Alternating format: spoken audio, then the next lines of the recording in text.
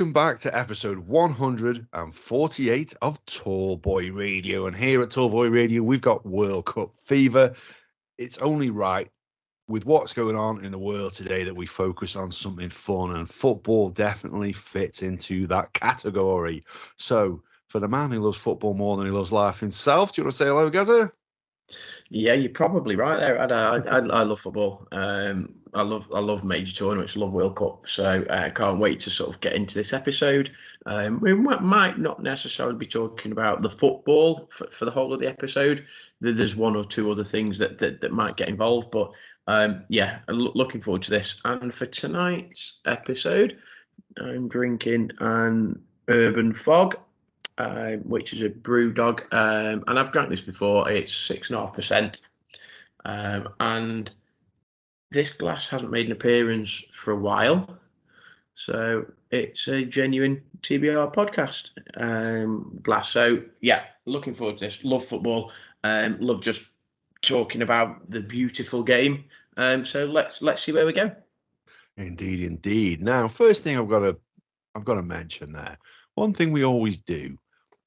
There's a certain beer company that we always give a little bit of stick to, and in past episodes we've asked, what's the point? Is there any point of them existing? And yet we still drink their products. I can't but notice, guys, you're drinking BrewDog tonight. Should we be allowed to do that after we've given them such a panning? Probably not.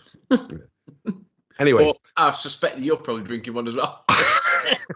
I'm drinking BrewDog, which is why I mentioned it. So I'm drinking the Tony's Hopper Lonely, which is a white chocolate and raspberry milkshake IPA, 6.3%. And I tell you what, dude, this is about the first time I had this. I picked it up in the BrewDog bar in Edinburgh when I was up there with Bo. And I tell you what, it is an absolute belter of a beer. I love this one. Yeah, I absolutely love this one. It's really fruity. It tastes like sweet. Obviously, if you're familiar with Tony's, is it chocolate only or whatever, the confection? Yeah, obviously make very, very good quality chocolates. This tastes like it could easily be those flavors of the chocolate slammed straight in the beer. I love it. Not for me. Just before we sort of crack on to sort of the World Cup and everything World Cup, I just want to share a little bit of feedback on the last couple of episodes that we did, where we had obviously Vic Ferrari, and for those of you that haven't listened to those episodes, where have you been? Because you've missed a couple of absolute crackers. But my daughter, who she was sort of listening upstairs, and she genuinely said, I don't think I've listened to you two laugh as much as you did over the last two episodes. So Vic, if you are listening, thanks again for the last couple of episodes. I had an absolute hoot. Can't wait to read a couple of your books. I've got a couple of them on order, so can't wait for them to arrive. And just to sort of delve into the little twisted world of the NYPD. But yeah, massive shout out to Vic. Loved having him on. Can't wait to have him on again in the new year, where he sort of slightly frighteningly, he did say he'd love to interview myself and Ad, all things English. So said he loves our culture and comedy, and mentioned various sort of comedy shows and stuff. So looking forward to that. So just thought worth a mention just before we get into the nitty gritty of the World Cup that we mentioned, because he was an absolute blast. Indeed, he did. It was. We, like you said, we have not had so much fun recording an episode in a long while. Greatest respect to our other guests that have come on. We have fun with those guys, but this guy is a very unique character. And when he made an offer to come back on next year, like Gaz says, as he turned the tables on us a little bit, we're like, yeah, we will definitely do that. We will definitely do that. So that's one to look forward in 2023. And we'll cover it off. We've got an episode coming up soon where we're looking back on what we've done in 22, and I think you'll enjoy what we have for you there. I'll obviously look at a little bit about what we have planned for 2023. Right now, though, the World Cup, dude, you love it, I love it. We had a little bit of one of those neighbours over the garden fence conversations on Saturday when I was leaning on the fence chatting about it, and one of the questions you asked was, well, I don't know if we want to be mentioning it, but let's get it out of the way early doors and move on so we can talk about the festival of sport. But the whole having it in Qatar sticks in the back of the mouth a bit. And I apologise because we do have listeners in Qatar. It's one of the 51 countries that listen to us. But yeah, it somehow just doesn't sit quite right with some of the things that we've heard about that, does it? I said, as I say, when we sort of we had our mothers meeting over the fence sort of thing. I get trying to grow the sport, and I get it's a global sport and all of that. I just don't get it. If I'm honest, I don't understand initially why. Well, I think I know why they got it, and I think everybody knows why they got it, and I don't think it takes a genius to work out that it had, sort of dollar bills written all over it, sort of thing. But I don't understand why they originally planned it in the summer. I then don't really understand how they then decided to sort of disrupt and interrupt effectively world football and loads of seasons and stuff. And it just doesn't quite sit right with me. And I don't want to go down a dark route and stuff and talk or being massively political. But as you said, Ad, it's the elephant in the room. We aren't the only podcast talking about it. We won't be the only people talking about it. I do worry about the impact that it will have on maybe tarnishing a brand, i.e. the World Cup, with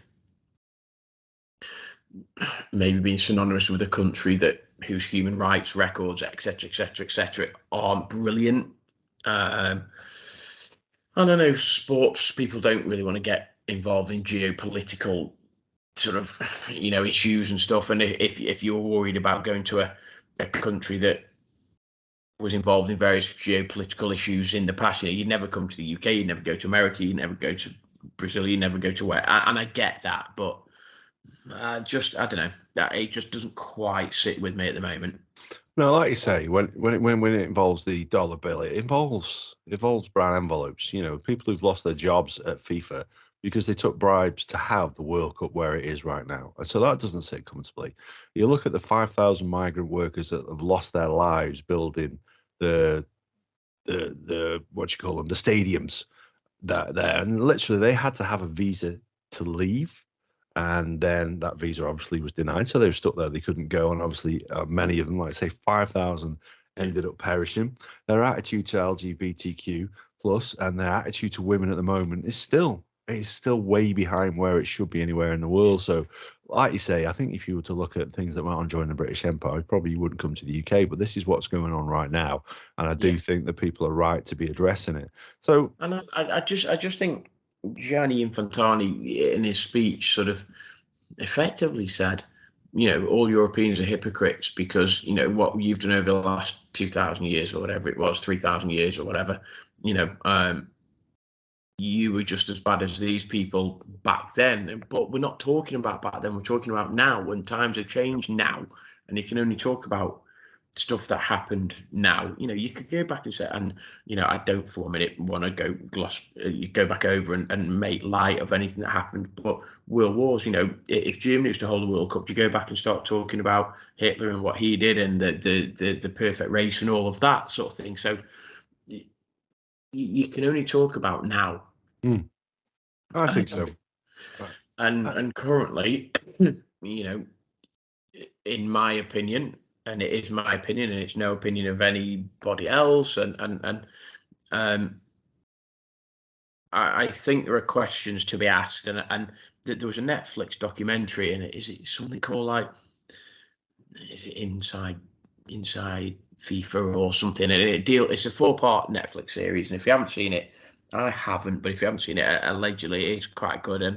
And it was, they were talking about it on the radio, and they're saying if you were in any doubt, then watch this, because actually after watching it, you'll be in no doubt that certain things weren't necessarily done maybe with the best interest of A, football, and B, the LGBTQ plus community and migrant workers and all of that. You know what I mean? So, I just doesn't quite sit right with me. No, and I don't think it really sits right with anyone really. But what we have to say is football is there. It's there to be enjoyed. But how do you feel about celebrities who are going over there, some of which are facing some serious criticism from in fact, sometimes from other celebrities, from other corners of the world, from the media. So did you see Gary Neville on Have I Got News for You getting hoodwinked? Roasted. Yeah, he got He some took, stick. your boys took a hell of a beating. Yeah, I did see it. And you know what? At times, I quite like Gary Neville in what he says. I think he's pretty straight down the line. And on this, I'm not so sure. He tried to defend himself going over there and earning the Qatari millions and doing various documentaries. And was it who were the pundits who got? Was it Ian Hislop was on? Mm. And Paul he was Merton. Who's the guy that was on Paul Merton's side? I can't remember who it was, but Ian Hislop basically said, "Look, you've had a bit of an easy ride at the moment. I'm going to hit it hard for you and stuff." And Gary Neville was like, "Oh, you've got a choice," and he was like, "Yeah, you either go or you don't. That's the choice sort of thing." And then he was like, "Well, if you do go, well, no, because you've got a choice either to go or not go. So just don't go." Do you know what I mean? And he did get a bit of a hard ride, but I thought he did as well. Don't get me wrong. I don't. The fact that he's taking Qatari money for doing what he's doing is questionable. Bearing in mind, we already know that some of that money is used to bribe FIFA to make sure that the World Cup ended up there. But at the same time, he is a pundit for Sky who gets paid to talk about football. That is his job. Do you know what I mean? yeah. That's what he is supposed to be doing. And yes, maybe if our job's impinged on civil rights, maybe it'd be very easy for us to say, well, do you know what? I am going to take the money because I need to feed my family. Perhaps he's in less of need of money than we are, we could argue. But speaking of people who aren't necessarily in need of money, what did you make of this Joe Lycett scenario before we move on and we talk about football, where he called out David Beckham? Have you seen that?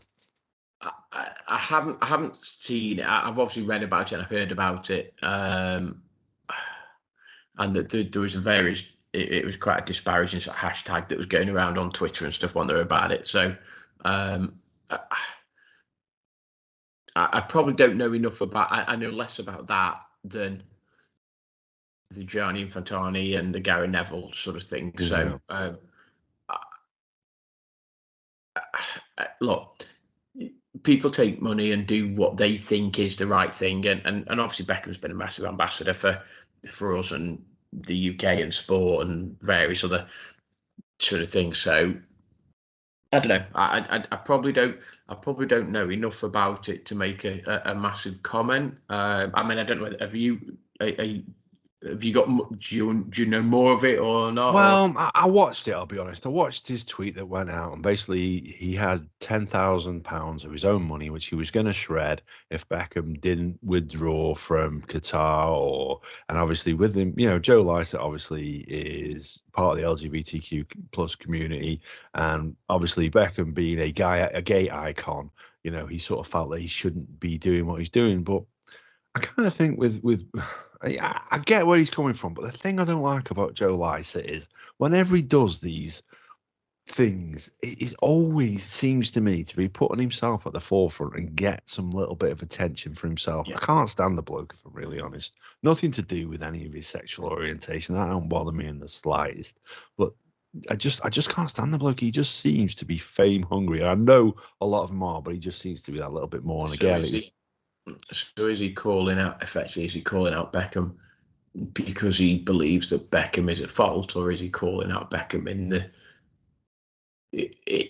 the hope that he might be at fault, but in doing so, it increases his own self fame as such? Do you know what I mean? Is he doing? I think so. I doing think it to so. promote himself as opposed to, and he's just found out that Beckham is doing X, Y, and Z, and Neville all the others, and he's doing it for a self-promoting reason as opposed to actually trying to highlight the issues around it. Yeah, and this is the thing. So Beckham's getting paid. Is he reportedly getting paid somewhere in the region of £1 million for what he's doing in terms of the Qatari World Cup? And yes, we can question all that kind of stuff, but I question Joe Lycett's motives. I question whether he's just doing it to get himself a little bit more fame off of the back of someone who's considerably more famous than him. And and whereas Beckham maybe, his ethics in this might be brought into question, I still think he's a fairly ethical man from everything I've seen him. And I'm not a Man United fan. I'm not. I'm not. I can't stand him. Especially the likes of him who played in an era where they regularly were beating the bloody Arsenal. Yeah, I think he's done. The thing with footballers and footballers of that level of fame, they probably do so much stuff that the general public don't hear of in terms of community-based stuff, charity-based stuff. That they raising awareness and understanding of various causes, and maybe to question somebody like Beckham. Not sure. Not sure he's got that right, if I'm honest. The other side of it is as well, he's sort of saying, well, he's a gay icon. Well, just like you and just like me, we didn't choose to be gay icons like Beckham, but we find ourselves on this pedestal. And I'm not sure it's right to pull him down from it based on something he didn't. It's not a title he's given himself. It's just he happened to do Attitude magazine or whatever, and posed in it and what have you. That just says he's a liberal-minded guy and he's open-minded to different things. It doesn't mean you can hold him up on this pedestal. That's not what he's there for. I think he went through a phase of being hugely vilified because of what he did on the pitch in the World Cup and obviously against Argentina, and he kicked out at Simeone and actually, Simeone wasn't an angel in that at all, because actually the kick wasn't enough for him to fall over, but he fell over. And there was a Danish referee, I want to say he's a Danish referee, and he brands him the red and stuff, and then you're like, ugh. And obviously he came back from the World Cup and there were effigies of him being hung and burnt, and the tabloid press went overboard on him and all of that, and he's obviously shown quite a lot of strength of character to come out the other side of that, and he's done lots of wonderful things. And I think was it the following World Cup he effectively had redemption. Did he score the penalty, the winner? Did we beat Argentina? Was it 1-0 or something? And he scored the penalty or something. Don't know why you're saying we. What's this here? The Welsh dragon on my shirt, but I see where English. Sorry, I apologise. I know you've got 2% Welsh blood or whatever it's in you. So 62%. Thank you. But so I think, look, I don't know enough about the Joe Lycett stuff. I wonder whether or not he's possibly picked on the wrong person in terms of Beckham and calling him out. I think so as well. But let's talk about what it really is about. We dwelled a little bit on that actually than I really intended to. But the greatest show on earth, that's the World Cup, isn't it? Unless you're American, in which case you say it's a Super Bowl, but yeah.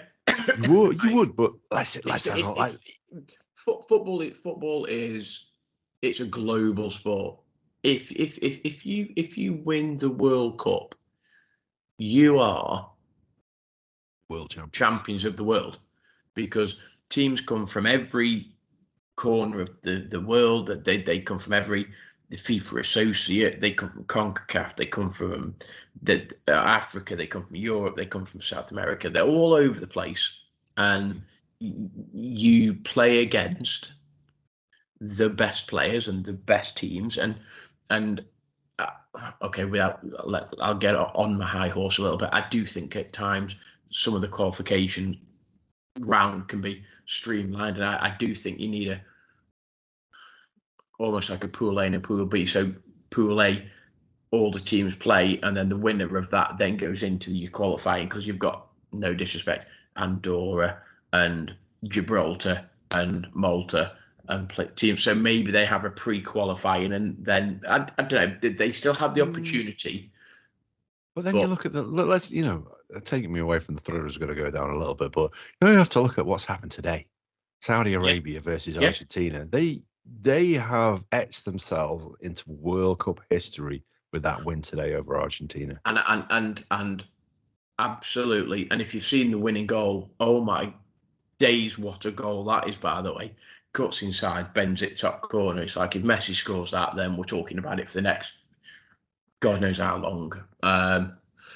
But they had the right to get there, and they had the right to qualify, and they qualified, and they're there, and absolutely deservedly they're there, and they proven that they deserve to be there because they beat Argentina. So I think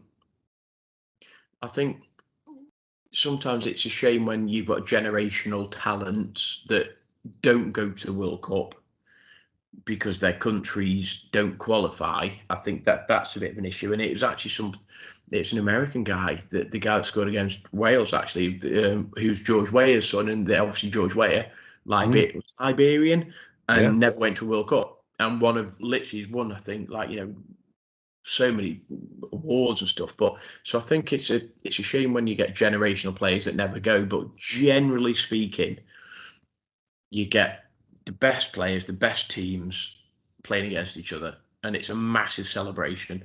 I totally agree, and I totally agree. We'll come to that in a little bit, actually, because it's something that really only really struck me of any importance as to what it really, really means to somebody when I was watching Wales last night. So, but going back to what we said about the greatest show on earth, so that is an epithet which is used for the Super Bowl. So do you know when the most popular Super Bowl was? The most watched Super Bowl? Do you know which one it was off the top of your head?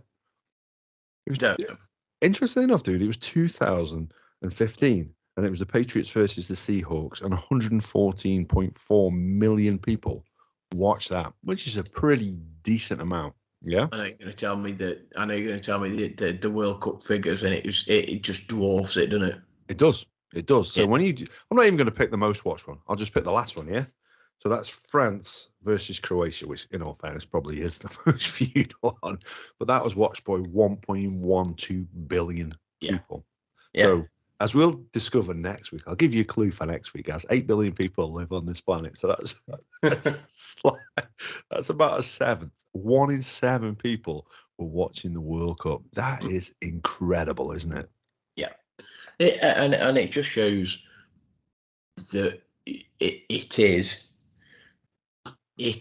the most global sport. It's the international language of sport. If you go to a different country, you go to a place that has different beliefs, cultures, religions, whatever it may be, if you chuck 2 jumpers on the floor and you put them down, and then you put another 2 jumpers a bit further up, and you chuck a football in the middle, every single person that is within eyesight of that knows what you're doing.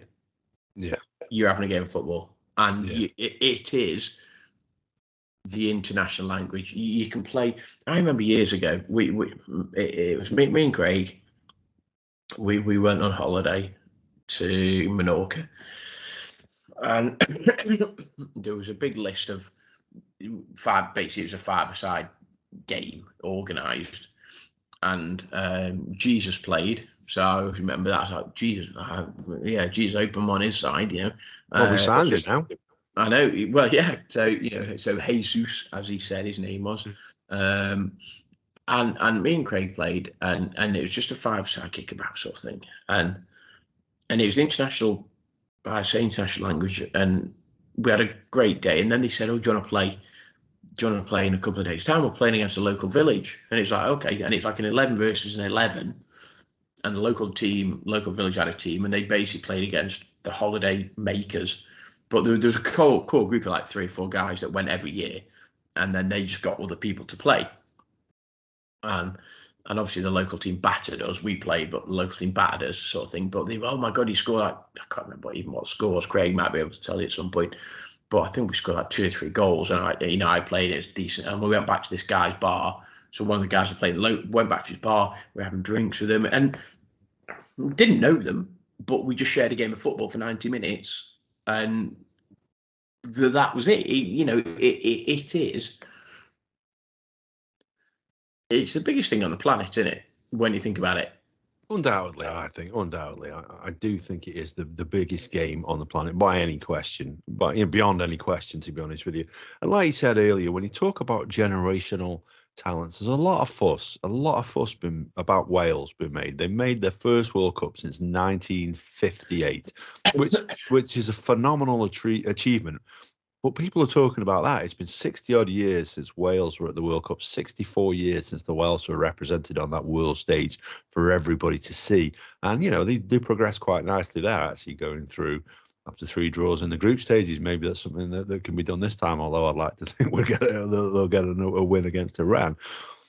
But the thing I say, when you talk about a generational talent, that personifies Gareth Bale. When you think of someone who literally, other than the World Cup, there's not really a thing that he hasn't won when he's not wearing that white shirt at Tottenham. He's had a wonderful career at Real Madrid, and he is a phenomenal talent. And to see him and his pleasure at getting that, as much as he said he wasn't fussed about getting that World Cup goal, it was more about points for Wales.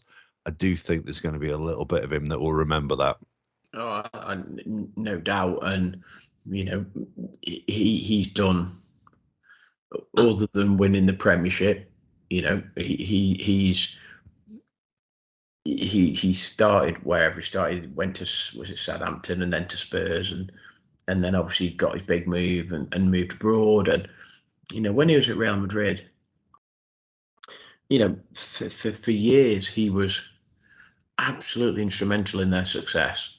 And then, again, he got a little bit vilified by the press and fans and this, that, and the other towards the end. And I felt a bit sorry for him. But, he scored goals in Champions League finals. He scored goals in Copa del Rey. He scored goals in really important sort of, league games. And he's won everything. Yeah. But never represented his country at World Cup. So it's wonderful. It's wonderful to see. I'll give you another wonderful statistic as well. So since he left Spurs for Real Madrid, so in his time that he had there, and since, and obviously now he's playing abroad, so we'll see if this record continues. But he has only had 1 trophyless season since leaving Real Madrid. Did you know that? Really? And that was the season he was back on loan at Spurs. As an Arsenal fan, I've got to enjoy that a little bit. You're gonna have to rub that in, aren't you? Yeah, absolutely. But, I go back to, George Weah. Never played in the World Cup. Played for AC Milan for years. An amazing player. And then they mentioned today, because Poland played today, and they're talking about Robert Lewandowski, and they say it's his first World Cup, and obviously he had the chance to score and he missed a penalty, and they're like, oh, it's not meant to be and stuff. What are you talking about? Robert Lewandowski is like an absolute superstar on the football field, but never been to the World Cup.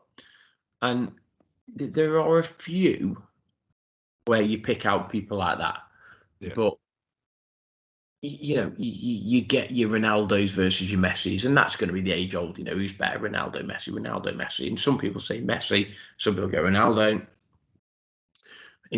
But you get the best players playing against each other. Yeah. And you test yourself against the best. And if you win the World Cup, I do think, hand on heart, you can say you're the best team in the world, because certain other sports, you can say, oh, I won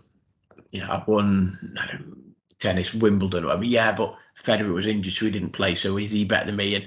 And football isn't like that. You can't say if you win the World Cup, well, we didn't beat Brazil in the final. No, but they got beat in the semi-final. So there was a team better than them on the day that beat them. And you need a little bit of luck, and I get that. And there's a little bit of stuff to do with consistency and all that. But in that tournament, for that period of time, if you win it, you are the best team in the world. Yeah, I would totally agree with that. I would totally agree with that. And it's, like I say, it's one of those things. I'm not the hugest fan of international football. The second one of these big tournaments comes around, gee whiz, yeah, I get on board.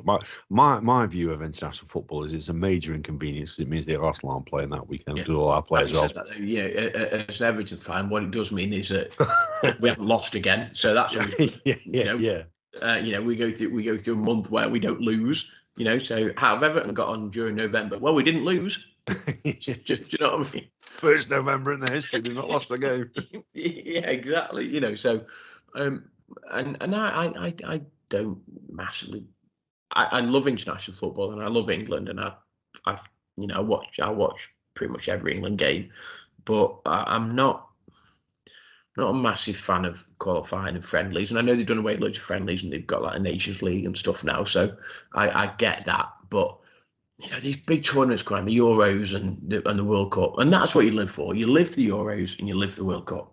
And once you qualify for them, and you know, we've done reasonably well the last couple of tournaments, so it's great. You see the country get behind you, and you see everybody World Cup fever and all of that sort of thing. You know, England did well. They won their first game. A little bit sloppy. I don't quite understand how Iran can get the VAR decision for the penalty in the second half and the one against Iran for England in the first half wasn't given, but that's irrelevant. You know, we scored 6 goals. We're top of the group. We play America on Friday. Yeah, so by the time this goes out on audio, the following Friday, is it, or following Tuesday? Tuesday, is it? Yeah. So by the time this goes out on audio, we will know the results of the Wales versus Iran game and England versus USA. So that should be quite interesting. We need to have a think about when we're going to record that week, though, because if England and Wales are playing on a Tuesday night, dude, that's a good point, that dude. We'll have a look at that one on a Wednesday and stuff, because no doubt we'll probably both be watching that. Yeah, in fact, we can record it on a Wednesday, because if we're getting 2 episodes recorded tonight, then means we don't need to have the video ready, prepped to go, because it'll already be ready and prepped. So you know what I mean? You know, you just think, oh, and yeah, good show. It hasn't struck me before, but we might need to have a think about that. So we'll do it. So then let's have a look at Group B. Group B has got it's an interesting group, really, because you know, at work we're encouraged to wear our football jerseys on the days that, you know, they're playing, and there's nothing. I own 2 international football jerseys, a Welsh one and a USA one, so there's nothing that just makes you look like you're just being contrary just for the sake of it, wearing either of those two at work. However, I obviously will be wearing my Wales jersey on the relevant days. But yeah, that's an interesting group. Who do you see, in all honesty, and don't just use it as an opportunity to have a pop at me here, who do you see progressing from that group? You know, I do see England, obviously, given the results as how they started, I do see England going through on top of that group. Well, I have to say, I know when the draw came out and everyone's like, oh my God, England got a really easy group. Well, have we? Because actually, statistically, when you look at the groups, England's the hardest group. Yeah. Because that Group B is the only group that has all 4 teams. Is it in the top 20 in the world or something like that? Yeah. So, and yes, they haven't got any of the other superpower. You know, so you haven't got like a Spain or a Germany or an Italy. Well, Italy haven't qualified, but a Spain or a Germany or whoever, you know, in there. But in terms of the world rankings, statistically, it's the hardest group. And interestingly, actually, when it came out, everyone's like, oh my God, it's an easy group. Yes, I think we'll qualify. Yes, I think we'll win the group. Obviously,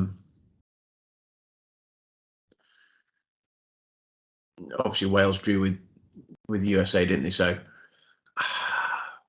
I genuinely think England will beat America. I think we'll beat the USA. I think it'll be tight. I think we'll beat them maybe 1-0, 2-1, something like that. I think Wales will beat Iran. I genuinely think England will beat Wales. And that's not being biased. I do think we'll beat them. No, yeah, I think it'd be a fantastic game, and what a way to end that! What a way to end that group! You know what? I hope the stadium is full, and I hope, and I can't believe I'm going to say this because I'm a massive England fan.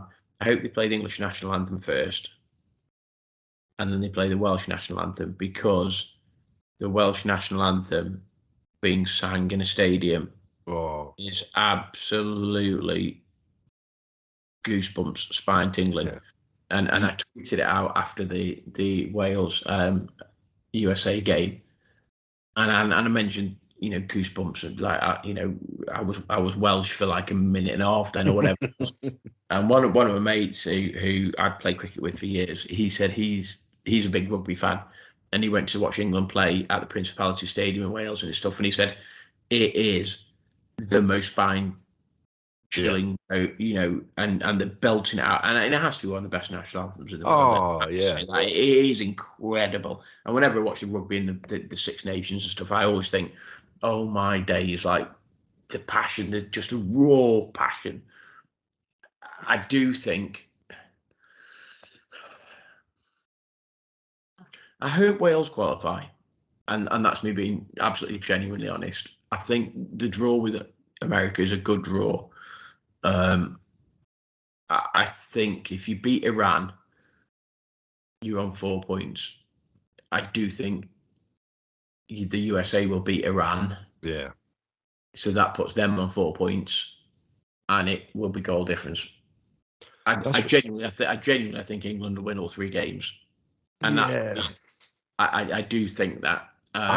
I think you're right. I do think you're right for the most part, but I do just think with the USA and Wales, there is an element there where they could stumble and they could trip up. If I'm going to be honest, I'll take, I'm not going to take this off. Nobody needs to see that, but I'll take the Welsh flag off me for just 1 second. Regardless of ratings and what have you and rankings, I do think England are, without shadow of a doubt, the best side in that group, and have realistically, when you look at the odds, got the best chance of winning the World Cup from that group. And perhaps we'll have a look at that in a little second. But yeah, I do just think there's a few opportunities for them to slip up against USA and against Wales. The 2 good sides. On a day, you would say England would win. So do you just don't know. So potentially you think England have beaten Iran, and they draw against America, they draw against Wales. Let's say that puts England on 5 points. Wales then beat Iran. Yeah. And they're on 5 points. I tell you what, USA beat Iran, and they're on 5 points. It could be very interesting. The interesting thing is, and which goes now in England's favour in that scenario, is we beat Iran 6-2. So our goal difference is +4. But if Wales beat them 7-1? If Wales beat them 7-1, then fair play to them. No. And if Wales beat Iran 7-1, then I will happily wear that Welsh shirt for the next month. You heard it here, folks. You heard it here. Wouldn't that be lovely to see? Yeah, well, I'm not saying that's the case or that it is even particularly likely. I do think England will qualify top. I just hope that we can qualify in second place. And I do think we can. Perfect, Ad, is Iran. Wales beat Iran. We beat America. And potentially Wales maybe only need a draw against England, and there's some sort of weird way where we can both go through. Do you know what I mean? Yeah. I hope to see that. I do. So, like I said, then if we mention the odds, so these are the pre-tournament odds then that I've got, obviously, because we kicked off. But when I wrote my notes down, so obviously Brazil are the favourites, aren't they? Mm-hmm. They're 7-2. Argentina 11-2. Although I'm guessing that one dropped a little bit after today's result. France 7-1. England 8-1. Would you agree that 4 favourites? Yeah. I mean, given the last couple of tournaments we've been, what did we get to? Final of the Euros, and was it semi-final of the Worlds, whatever it was? So the last World Cup semi-final, final of the Europeans. So I think I'm almost certain I saw something pop up today after the Argentinian result and after England's result. I'm sure they said England are now second favourites to win it. France look half decent. Yeah. Brazil are the team. Let's wait and see how Brazil got on in their first game. Everybody's talking them up. Everybody's saying that they're going to be fantastic. Dark horses, Denmark, I think, are a decent side. I think they're a good team. it wouldn't shock me if there was an African team. Senegal massively miss Sadio Mane. He's a huge miss for them, but they're a half decent side. They played, was it yesterday they played? Can't remember what their result was, but it wouldn't surprise me if an African team won it. But I can't see past Brazil, if I'm honest, and that it sort of galls me to say it. I think England will do decent. I think England will get quarterfinals, semi-finals maybe, but I think Brazil are probably favourites, and rightly so. Yeah. I mean, they often are. You'd be hard pushed to remember a World Cup where they've got into and they aren't at least first or second favourite. That's for sure. But yeah, I think it was Pele who predicted, and it was some years ago now, that an African side would win the World Cup before the year 2000. Obviously, that hasn't happened.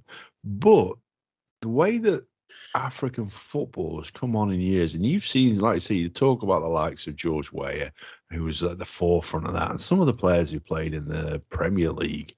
Yeah. African footballers, that they're, like I say, there's some huge names played in this tournament based on, who we've seen and we know for obviously at their club level. So I think you could be right. Yeah, you could be right. So which of the other groups is the most interesting? And if you had to pick that golden group, which one is the one that you don't really want to miss the games from? Well, I think was it Spain? So Spain's group, and then so that's because they've got two big teams in their group. Yeah. So Spain, Costa Rica, Germany, and Japan. That's a pretty interesting group, isn't it? Spain and Germany in the same group. Obviously, it only needs really one of them to. And I know normally you say Spain and Germany both go through, but it only really needs one of them to slip up. Costa Rica, I mean, on their day. But again, it's anything like most teams on their day, other than the rank outsiders. But on their day, yeah, they can play well. Costa Rica qualified okay. Japan, I don't think are going to do anything. You see Germany. You see their German efficiency. They're always there. They always qualify. They're always quarterfinals, semi-finals. Always do just enough. Mm-hmm. Yeah, always just enough. They don't get a lot wrong, do they?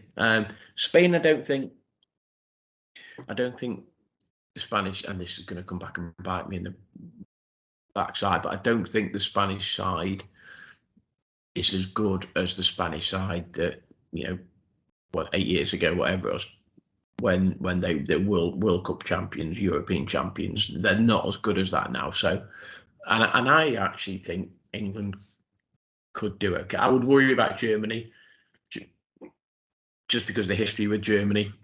I would worry about us playing them. Out of all the teams that I wouldn't want us to play, Argentina and Brazil.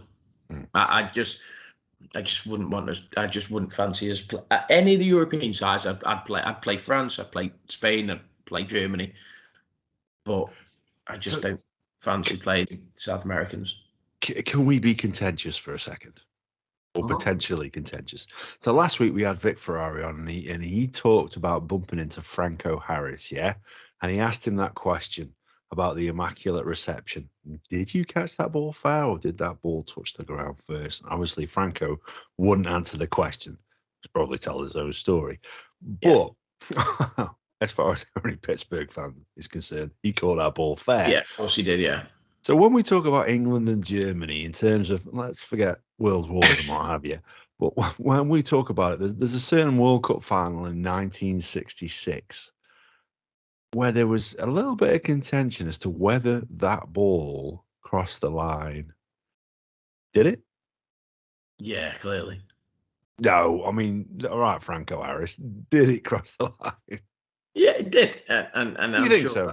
And I'm sure that I've read somewhere that I'm sure they did like a reconstruction of it, and it was proven. Well, I think the bigger issue is when England played Germany in late 90s. I can't think exactly when it was, and they went on to beat us, and Frank Lampard hit the underside of the bar, and I think Germany were winning 2-1 at the time. and the ball was clearly over. It was over by a yard, and it hit the underside of the bar, bounced down, and then came out, and it was, it was no goal, but it was clearly over the line, and that would have made it, I'm sure, 2-2 maybe. And then Germany went on to beat us. So I'll be honest, VAR hasn't had a great start to the World Cup. I'm not a massive VAR fan per se. Well, when it debuted in Russia, though, it seemed like it was going to make a difference, didn't it? And I think it's one of those things. They've used technology, and I think they've almost gone too far. I think if they'd literally said, it's line decisions. Are you offside? Is it a goal? Leave everything else to the referee, because ultimately, the referee gets called over now to monitor, and everybody knows if he's made a decision and the VAR say go and have a look, what that means is you fucked up, mate. So you need to go and have a look. And 99% of the time, he'll change his mind. Yeah. And there was one today. He went like that, and he went penalty, and it's like, for me, make it offside, make it goal line. So line decision. That's it. And for me, while we're going about offside, for years, when you play football, you were told to bend your run and arc your body and all that. To me, it should be the back. So the furthermost rear part of your foot to basically your heel. And if your heel is on or offside, forget where your head is, forget where your body is, because you were told to arc your run and all of that. If the back part of your heel is onside, you should be onside. Yeah. I think it is a rule that needs reviewing, because when you start piddling about, his elbow was a millimetre off. Come on, that's not an advantage. That is not an advantage. Because they're talking about like scoring parts of your body. So is it shoulder? Is it head? Is it? Just scrap that, because you see all these, and it's a telltale sign, because you see the attackers, they do it. They bend their body and they try and arc their run and curve their run and time their run. Why do they do that? Because they've been told from the age of 5, 6, 7, 8 to do that. So it's ingrained in them that you bend your run and you try and time your run. And actually, if your heel is onside, in my opinion, you should be onside. Yeah, I totally agree. That because it then takes out all that grey area of, is it your head? Is it your shoulder? Is it your elbow? Where does his shirt sleeve stop? Is it there? Is it, where does it just takes all that out. If nothing else as well, football is about goals and it's about excitement. Let's put that emphasis back on the forward. Let them be onside more than they're offside, and let's enjoy some high scoring games. You know what I mean? Like Liverpool, Newcastle back in the day. Yeah. So who do you think is going to win it then? Who do I think is going to win it? Well, it's like you say, it's difficult to see past Brazil. I do think that French side is a really good side, but the one thing we know about the French as a footballing nation is they can flatter to deceive at times. They can, some of their big names can not turn up, and I don't know. So if you're going to if I was going to put my money on somebody, it would probably be France, having not seen them kick a ball yet. England, I do think there is something there in terms of building on. Gareth Southgate's had a little bit of stick over the last few years, but I know one thing: his players who play for him believe in him. Yeah, you can see it. You can see it on the sideline, and obviously, I follow that. There's 3 Arsenal lads in that England squad.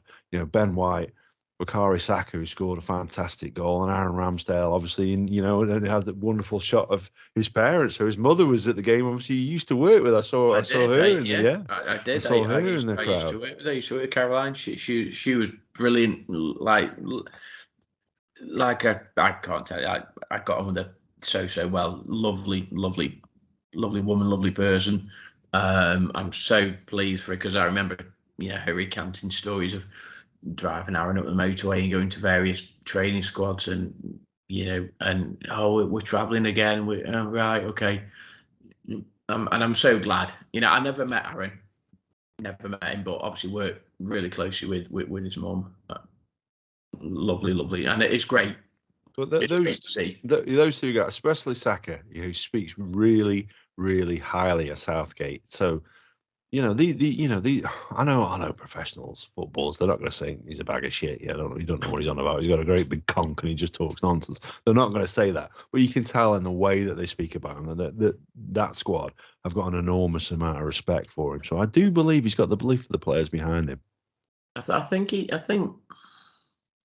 after I say that the awful scenes where, after Saka and Rashford missed penalties and stuff, and the absolutely horrendous online abuse and sort of, racial sort of slurs and stuff they got, it was awful. And I think Southgate came out of that with a little bit of credit, just in terms of, and people say he's a yes man, but he's good in front of the cameras. He says the right things. He does the right things.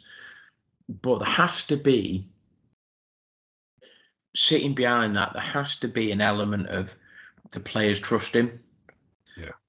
Do you know what I mean? You can be a yes man, and you can be, whether he is or whether he isn't. I'm not saying he is, but certain people will say he's a yes man. But you put him in front of the camera, and he's very good, and he's very political, and he says the right things and stuff. But he wouldn't last in that job if A, he wasn't good at the job, and B, the players didn't respond to him and work for him and therefore try for him. He's been very loyal to them. He picked Harry Maguire. Harry Maguire, in my opinion, hasn't had the best of seasons for United so far. He's picked him for the England team. Okay, bar one of the Iranian goals where the attacker ran off the back of him, and he had an okay game. But he must be sitting there thinking, thanks, Gaffer. You backed me there, and now it's my time to prove to you that you made the right choice. He needs to repay him. Yeah, he definitely needs to repay him. God bless him. And I think Southgate. The thing is, the way with Southgate is there isn't many people out there that I would actually want in instead of him. Well, that's it. If and he got a lot of stick for a while, and it's like, well, who replaces him? Who replaces him? Who would you rather see in that job before? And when you talk about yes man, who was the biggest yes man that England have ever had? I'll tell you, it was Sam Allardyce. Yeah, do you want this brown envelope full of cash? Yes. Do you want to explain how you can sort of get in and around the FIFA politics? Yes. Do you want to talk about how you can basically throw the FA under the table, under the bus? Yes. Yeah. So he didn't last very long, and obviously his demise is various other people's gains and all that. So I genuinely think we're in a better place now than we would have been under him. But you look now at Southgate and think, who else is there out there? Eddie Howe. I don't think he'd give up the Newcastle job for England. Graham Potter at Chelsea. I don't know. Would he? I don't know. I think Southgate's probably got maybe this World Cup and one European left in him, and then after that, I think he's probably, he's seen his course. He's done it. Unless he goes and wins this World Cup and then wins the next Euros, in which case, fair enough, sort of thing. But he can stay as long as he likes, then, can't he? Yeah, no, absolutely. And I think people do have shelf lives, and managers have shelf lives, and I think managers get to a point where they say, well, actually, I can't take this team any further. I've gone as far as I can, but a bit like Wenger, I suppose. He did the Invincibles, and then he got to a point where just a natural cycle of things happened, so that he just thought, I just can't take him any further. I actually think Klopp is maybe at that point with Liverpool now. He's done so much. He's gotten to a point where he's now, how do I rebrand them? How do I move them forward? And I think that's just a natural cycle of football managers. Yeah. And whoever comes in and follows Southgate will have this fantastic nucleus of Foden, Saka, Phillips, Grealish, because he's only going to be late 20s. So Ramsdale, people that are. So I think England's in a good state. Well, especially Ramsdale. When you think about it, in terms of a keeper, he's very, very young. He potentially has got another 3 World Cups out of the guy, hasn't he? Maybe more. That's an interesting prospect. And I'm sure they said that there's something to the England squad, and they said it is one of the youngest. I don't think it's the youngest, but it's one of the youngest there. You look at Jude Bellingham, 19. I mean, Christ, we haven't talked about him. I mean, what a player he is. I mean, he was man of the match, like head and shoulders. He's 19 years old. So you look at him and Declan Rice. Declan Rice is 22, 23, maybe. So you look at those two in holding midfielders. I mean, come on. They're going to be there for the next 6-7 years. They are. Now, we're about 55 minutes into this episode. We try and keep them to an hour, but there's something that we've glossed over. It's big money. It is big, big money when we talk about football. The Panini sticker album, yeah? Have you ever collected them? Yeah. Have I collected them in the last 30 years? No. Have you ever completed one? No.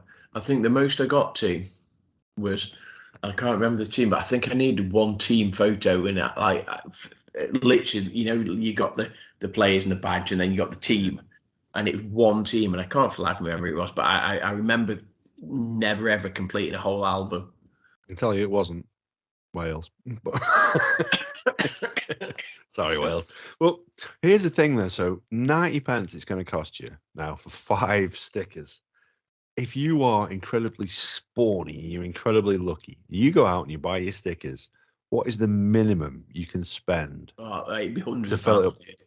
Yeah, but no, if you get every single sticker you get on the first time of asking, you get no swaps. What's it going to cost you? How much is it for 5 stickers? 90p. So that's £1. So you're going to need, what is there in a squad? 26. 670 stickers in that book. Yeah, 670 stickers. So five in a. So 100. So 120 quid, something like that. It's £120 and 60p, dude. I'll give you that. 60p out was a pretty good guess. I'll tell you that. Well, I guess there was maths involved. There's maths involved in there, dude. Yeah, I'll give you that. However, the chances of you doing statistically, that are pretty unlikely. About as likely as Iran winning the World Cup. Sorry, Iran. So what would be about the average cost you would expect with a few swapsies in there to try and get that last sticker that you've got now? You're in that situation now. How much have you just spent and you finally get that last half sticker of Saudi Arabia? It's got to be, well, it has to be double that at least. So 300 quid. £883. And I knew it'd be a lot. It's ridiculous. Fucking ridiculous, isn't ridiculous, it? Yeah. Tell you what, I'll be keeping my kids away from the sticker friggin' aisle in bloody Asda the next time we're in there. Years ago, and you got your swapsies pile. You take them into school, and you got swapsies pile. You go, go on, I'll swap you that for that and that for that. Oh yeah. Yeah, I don't get me wrong, but back then we had no fucking appreciation of money. Do you know what I mean? No, exactly. Yeah. Nowadays, you have that statistic in front of you, and they're obliged to give you that statistic now because obviously the old legal nonsense that goes around everything. But it makes me laugh because it's fucking ridiculous. They don't quite say that on the average, but it's these things that I got like magazines and stuff that you see on TV. And it's like collect the Bismarck or whatever. First price is like $1.99, and you're like special offer $1.99. And then in small print, it's like usual price $4.99, so it's £5, and there's like 400 issues of it, and you're like, fudging hell.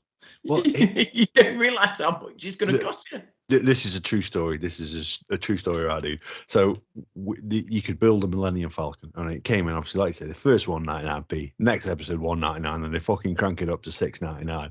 So it comes in, it's like the cost of building this is 799. And I was reading this out to a woman at work, and I turned to her and I said, "Come must buy my own shit for that." Nothing. She just looked at me like I was a moron. To be fair, I am, but that's not the point. Honestly, it does proper get to me. Go on then, dude. I'll give you one final question where we're testing out these buttons because we've never heard those before, have we? What's the name of the mascot for this World Cup? I haven't seen anything about it. There is one.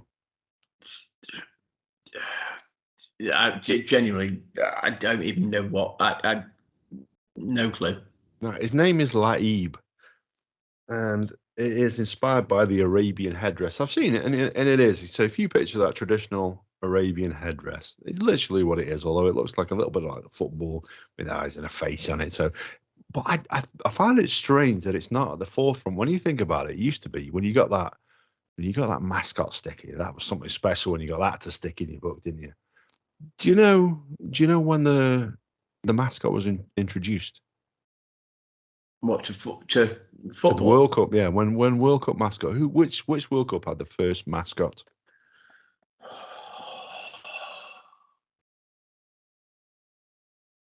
'82, Mexico '82. Before that, dude. Much before that. Really? It was in the 60s. I'll give you a clue there. It was in the 1960s. England '66. Yeah. Really?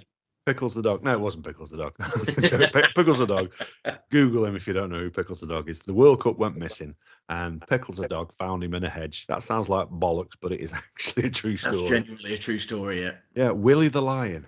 Willie the Lion. Yeah, I know. I thought that. I was like, where has that name come from? Yeah, whoever thought that is not in PR or marketing anymore, I'll have to say. Absolutely not. No, I imagine he was sacked shortly after that. Jesus Christ. Really? Is that in '66? Yeah, no, it's it. Yeah, that amazed me. That amazed me because I thought, how do I not know this now? How's that not come up? Let's face it. You know, the second that international football comes back on the TV, especially when it's World Cup 1966, is guaranteed to get a mention at some point. How is this the first that I've heard of it? When I've heard of Pickles the dog. Genuinely, obviously, you know, Pickles and stuff, you know that story, but you genuinely never even. I couldn't. What did he even look like? I imagine a lion of some description, but with a mane. But I don't know, dude. But it's certainly, like I say, when you think of you think of like Mexico, you think of USA, and they're iconic. It is iconic. It's an iconic part of the game, and I'm amazed that we've not heard more about Laib and what have you. That it's not been at the forefront. But hey, that's how it is. So we're over the. I do wonder whether or not quite World Cup fever hasn't hit yet. I think because it's mid-season. Yeah. Premiership season. Obviously, we've started. We're going to stop. There's a World Cup, and then you carry on after Christmas. Normally, it's in the summer, so there's that build-up because you haven't had football for a while, and it's a World Cup. And whereas because we had football last week, yeah. Do you know what I mean? It's like, oh. But are we being a little bit selfish there? Because yes, for the first time in Premier League history, we're having this break so that we can play international football. But there are other leagues out there which have to stop and go and play in other World Cups when they're held in the summer, when they play throughout that period, because that's the best time for them to play. I can't think of any specifically, but I know it does happen. Maybe. I don't. I mean, there must be some countries around the world. I'm thinking. Well, I'm thinking the Southern Hemisphere, surely. Southern Hemisphere side. Yeah, I'm thinking that they must have a break. Some of the mind you, the African Cup of Nations is normally like February, February maybe. So there must be some nations that have to come to a close, but it's just always been in the summer. It's like the Euros, and it's just always been in sort of June, July, August sort of thing.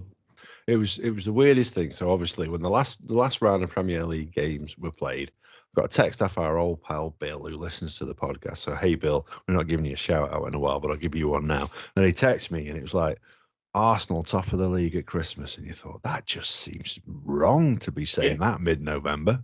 Yeah, but he's right. He's 100% right. The Premiership we are top of the league. The new year, yeah, absolutely.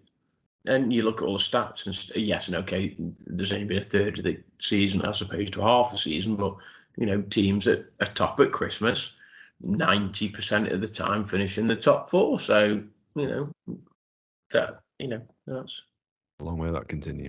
So yeah, absolutely. So we're there. We're over the hour mark there. We talked about the World Cup.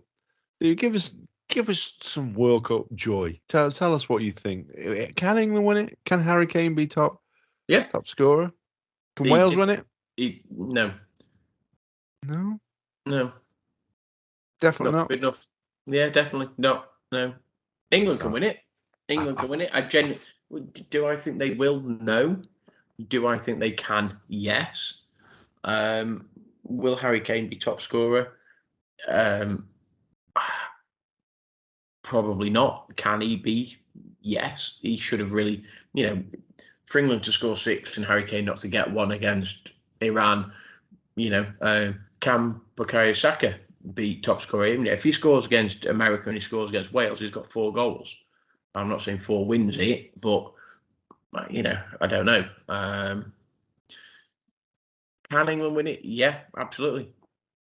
Do you think they will? I'm patriotic to the hilt sort of thing. Being a football fan, do I think they will? No.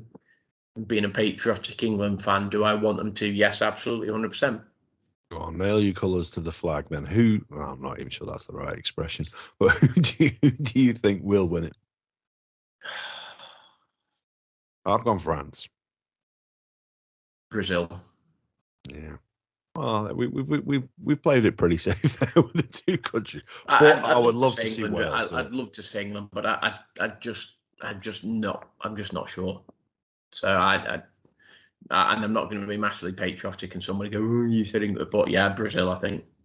Absolutely. I'll tell you what I'll do as well. Just before we go, I'm going to give a quick shout out to Ollie's, because just in case I forget to mention them next week. If you want your olives, your nuts, your pretzels, or your chocolate-covered pretzels, head over to ollies-ollies.com. Use the promo code TALLBOYRADIO, all capitals, all one word, if you are based in the UK, to get 20% off your order and enjoy them healthy and flavoursome snacks while you're watching the World Cup and enjoying yourself a nice pint of BrewDog like myself and Gaz are doing tonight. So, dude, that brings us up to the hour mark, slightly over. Any final thoughts you want to leave us with before we go and say your byes? No final thoughts really, other than just it's I love the World Cup. I love football. Full stop. I grew up playing it, grew up watching it.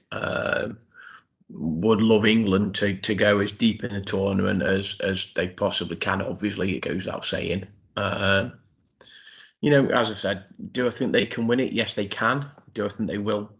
No, unfortunately. Love this episode. I could talk about football for forever, and we spent the first 5-10 minutes talking about perhaps not football matters, but I think it was important for us to share and air our views on that. So, but yeah, looking forward to the next sort of 3 weeks. Look, I'm hoping that come the whatever it is of December, we're going to be on a podcast in England, the World Cup world champions. I really genuinely hope that's the case. Do I think it will be? No. Do I dream it will be? Yes. I'd love to think I can see England win the World Cup when I'm alive. I'd love to see us win a World Cup. I think this time we've got as good a chance as potential we've had recently. So, yeah, why not?